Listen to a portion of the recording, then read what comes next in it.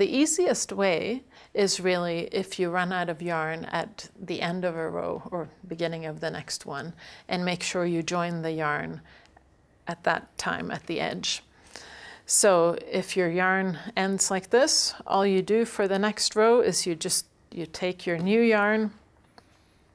and you start working with that instead. So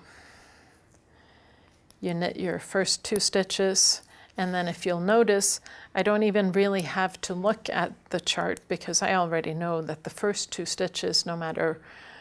which right side row it is, are going to be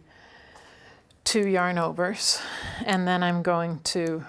work up to wherever that first marker is. And then you'll see that as you keep going, you're just going to have a stitch that's slightly larger or slightly more loose near the end, and that's okay. At the end of the shawl, when we get to the finishing, I'll show you how to sew in these pieces so that it looks nice. So that's a really easy way to join the yarn. The other thing you can do is you can join the yarn in the middle of the row somewhere with what's called a Russian join. And what a Russian join is really, let me just break this yarn so that I have a place to show you, that when you get near the end of your yarn, you can just double the yarn over like this so that you have 2 strands, and then you take the new strand and you double it like this, and then you continue knitting using just 2 strands of yarn at the same time,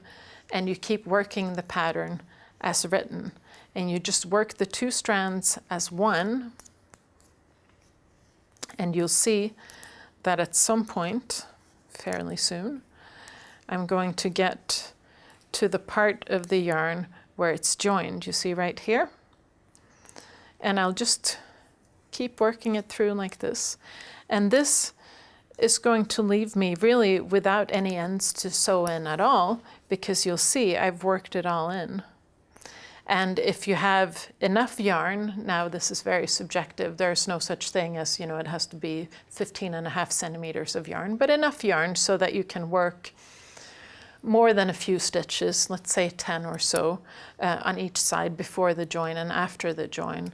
then it should be really, really solid, and you should never have any problems of the yarn just unraveling. Whereas if you have too short of a join like that, the yarn could tug and unravel, and you'll end up with a big hole in the middle of your shawl, and you don't want that.